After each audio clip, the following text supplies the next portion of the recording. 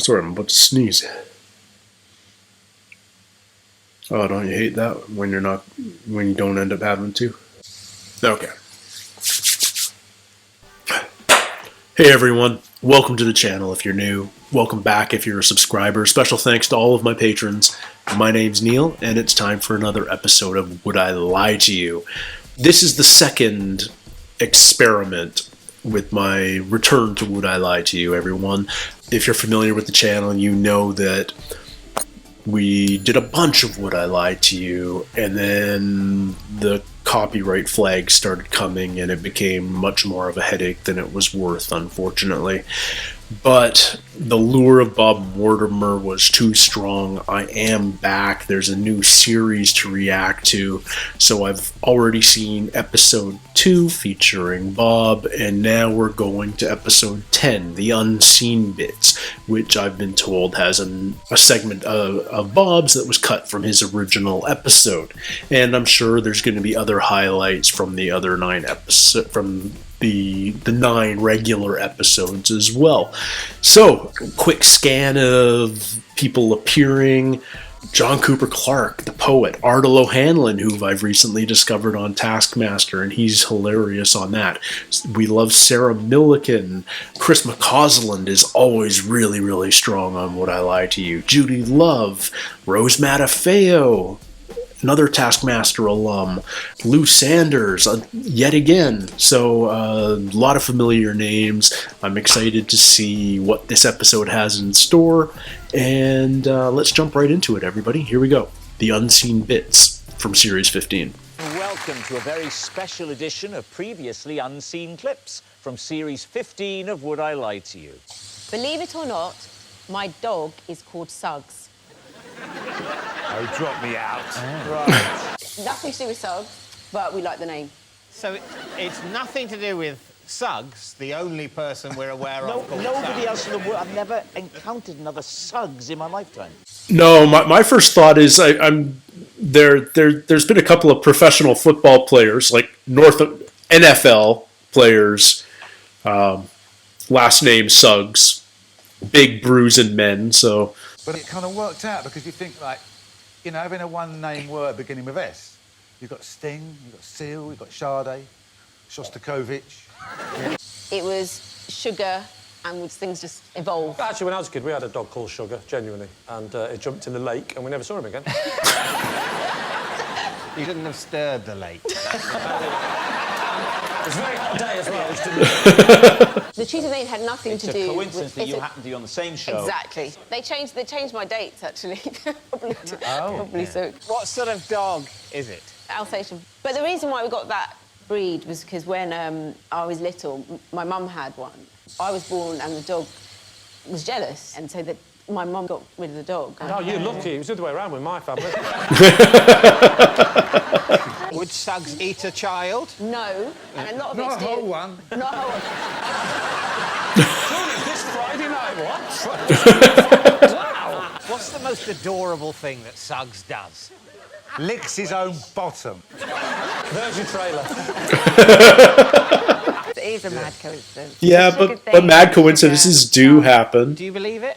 I don't buy it, though. With truth, yeah. Yeah, I think so. we believe it. I'm going to say no. It is a lie. Yeah. What was particularly fiendish was when you said that they'd moved the date. I was worried at one point, thinking it was the only reason they booked you. I once accidentally swallowed a party hooter, and for 5 alarming minutes, honked every time I breathed. When did this happen? Last week. About minutes ago. There was a child's party. Were you a child or were you the entertainer? Yeah, I used to be a child. I'm not like David. I used to be a child. And how old were you? I was about 8 or 9. And can you describe the hooter? Well, the swallowing happened probably about 10 minutes into the party when I was... I'd made the fatal error with a party blower, and instead of blowing, I sucked. I panic. Yeah. And swallow. Did you have to poo it out? Well, I did, actually, and the noise was incredible.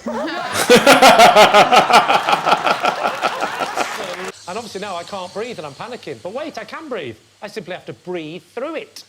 And that's when the donkey fell in love with me. And we've been married ever since. And at this point, I slightly regretted not having the paper still on, because I thought that would have looked great, especially if a fly had gone past at the same time. And I got it. It's a farrago of fantasy. OK. We think it's a lie. I You think do think it's a lie, don't you? It's happened to kids, but I don't think it's happened to Lee. It was, in fact, a lie. Yeah. To get to the very core of someone's personality, I always ask myself one simple question. Are they a Tom or a Jerry? Are they a persecutor type or a victim type? Tell us what we are. You're a Tom. Come, You're a Jerry. just to be clear. Rob? Persecutor, so that would make you a Tom. Rob likes to think of himself as a Jerry. No, it's Tom taking the advertising money. Horrible. A typical partnership. Is there always going to be a Tom and a Jerry? Or can you have two Toms together? Sometimes you're Tom, but from the Jerry position. What? Oh, yeah. Yeah, that's I've when got you... the Kama Sutra as well. Well, that's what Jerry does, isn't it? Because Jerry is quite... He taunts Tom in some ways. Look at you, very proud of Jerry all of a sudden. Yeah, no, I think Jerry's actually full of ideas. Tom feels good by making other people feel bad. Yeah. Shut your face. I think it's false. A lie, please. Get the format. A lie, sorry. Yes, it's a lie. Oh, it's a hydrangea, and you go, no, it's not. Use the Latin word, you know. Hydrangea. Hydrangea is Latin.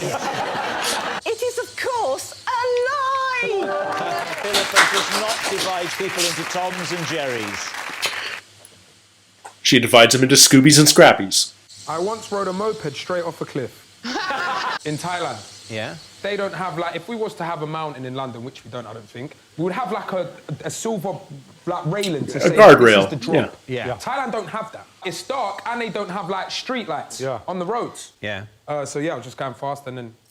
And how far did you fall? I think I was falling for, like, 5 seconds until I landed. 5 seconds? I scraped along the floor first, Yeah. like, on the concrete, and then fell down. Are you trying to slow down at that point? Bro, I was trying to stop with my knees. I found it funnier before I knew that your knees were being abraded to bits. No, I'm all right now. Look, we can bend them. Did you have to go to hospital? I forgot. Have you left the gas on? No.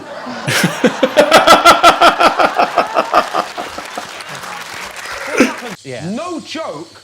The doctor come in an Arsenal top and flip-flops. So what are you going to say? Well, I've questioned the length of falling and that sort of thing, but that might have been how it felt. Yeah. But the flip-flop and the Arsenal top is a hell of a vivid detail to have invented. So... Yeah, I buy it. I buy it. It is true. Yeah, totally buy it. True. People do stupid stuff in Thailand. Sometimes, when life gets a little too much, I like to lie on the floor and imagine how much simpler things would be if only I was a worm. You know, I have seen him lying on the floor during Taskmaster, so... It's very relaxing. Yeah. Whatever's eating away at you. Say A bird. Blackbird. What is the reason you sometimes roleplay? When I'm stressed. I would be doing it straight after this show. So, what was the last time you did it? The last Before time the show. No, I would have done it about 3 weeks ago, shortly after I was arrested. This probably sounds a little far-fetched. I have a room that I do this in. Yeah. I put on it's kind of like a windsock. Right. Don't push it, son. You get into a tube. It's ribbed. Look, you know, each to their own. It's. I wouldn't tell very many people this. No. No. I kind of feel it won't go any further. So Is anyone else allowed in the worm room? my wife is allowed in, but only to put me in. Then as she turns out the lights, I just roll around for a little while and until my wife decides that's enough of that, and then. Would you be willing to recreate the moment for us? To be honest with you, if you hadn't asked me to do that, there was a good chance I was going to do it anyway. When my face starts to flush and when I get sweaty, that's my first instinct. So you're grinning? Oh, I feel better already. She just helped me on with the kind of body stocking, if you like. Yeah. The windsock. Yeah, the windsock. Yeah. The ribbed windsock. So there'll be a little bit of sort of wriggling around. Yes. She's getting into her bird costume.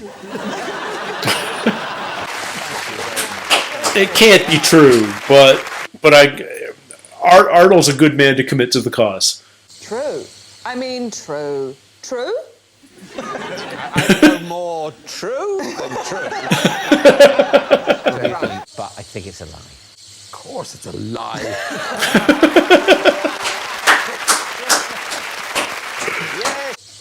I hate the sea so much. If ever I'm forced to go to the beach, I sit with my back to it. It's never been a friend to me. It makes people sick, and I can't swim. So you're afraid that if you look at it, you'll drown? It'll kill you when it's ready. How do you feel about looking at the sky, John? Does the sky terrify you every time you gaze at it? Well, I'm susceptible to the laws of gravity. So it's not something I'm going to fall into. I like everything about the seaside other than the sea. So you happily go to the seaside on holiday, yeah, but well, you I like all the avert things your around it. eyes. You wouldn't be dressed. Smart casual. With a nautical sort of flavour. I've got the strip for most events in life, and the stuff I wear at the yacht club near where I live. I think he might love it. Yeah. I think he might. This is a total lie. It's impossible not to look at the sea. It was, in fact, a lie. Yeah. I once broke up with a boyfriend because he insisted on sleeping in a cupboard. What? And when did you break up? When he came out of the closet? I think he thought it was comforting. How long had you been with him? About a week. I moved in after a week. Why did you move in after only knowing him for a week? Cheap I rent? think the end of my tenancy was a factor. Like, cupboard was quite small, but he'd sort of get in a ball. It's just a normal cupboard. What would he say to you when you said, "What the hell are you doing"? Did he say it's Narnia business?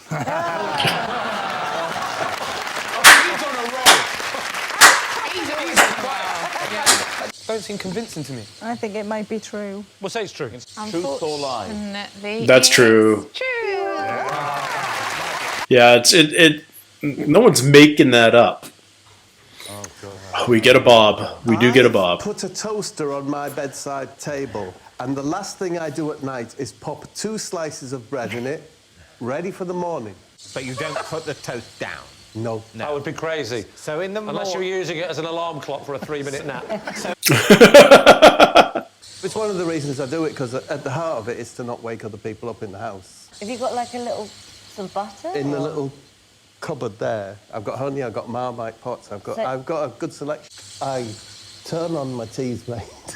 Right. There we go. Is the teas made in the toaster on the same bedside table? No, as the alarm clock? No, the teas made is just tucked round the other side. So you wake up. Why are you not just going downstairs to do this? Because all my children, and there are a lot of them, sleep downstairs. Why do they sleep downstairs? Because that's where their bedrooms are. I'm not being facetious. There's only space for you to sleep upstairs, but downstairs there's a great breadth. Great breadth for all these children. Yeah. What about eating the toast? We haven't put the toast down yet. He's turned the switch on the tea's made by reaching round rather uncomfortably, so he doesn't have to get out of bed. That's acting. You got... Okay, it's there. I sit on the bed. Yeah. Like this. Yeah. And cry. Thinking, here we go, because it's 5 o'clock, whatever. 5 o'clock? In the morning? He doesn't want to wake the kids Well, up. They're up no, and in the around, cleaning evening. chimneys. You chose the noisiest breakfast to eat as well, munching on a bit of toast. No, my wife's okay. It's just all these children. You just can't. As soon as you set foot on on the lower floor, but hundreds of children would wake up, and you'd never get to the kitchen through that because they'll be thronging. You said a lot of children. How many are down there? I'm not willing to say. Did you give us a ballpark? Nope. When do your children wake? 1 o'clock, 2 o'clock. So the older ones. You've woken up at 5 a.m. So you've got to kill sort of 8 hours. 8 hours. Sometimes I don't even eat it, Suggs. Just sucks it so he doesn't wake his wife up. Sitting there on the edge of the bed like it's a freaking prison, isn't it, really? To be honest. It's awful. It's true. I don't want to play anymore. If your kids don't wake up till 1, what are you having for lunch? A little gas stove and a tin of beans. I take the panel off the side of the bag. Maybe make a corned beef hash in the front. Right. That this is the truth. You see the madness? This is how the madness takes you. This is what he does. This is what he does. He plays with your mind. And even if we're wrong, all we know is tomorrow we can wake up and go down to our kitchens, whereas he's got to wake up. We win a life. You see, no, that's not true. Because if we say it's true and we're wrong, yes, tomorrow we can go down to our kitchens and have a normal breakfast. Yeah. But so, it turns out, can he? While his children, who have to get up 2 hours earlier than him, serve him breakfast. You'll never believe what they believe. Those fools on the television. Northern China. We have 2 things to choose between. Yeah. Let's assume we'll be wrong, Yeah. whatever we say. So Yeah. which would we prefer? To say it's true and we're wrong, or to say it's a lie and we're wrong? That's the choice. Saying it's a lie and we're wrong is easier to live with. Saying it's true and we're wrong. We're going to go with true, and this is the future is... Please be telling the truth. Bob, was it true? It's true. Or was it a lie? It's a lie. It's true. A lie. Ah!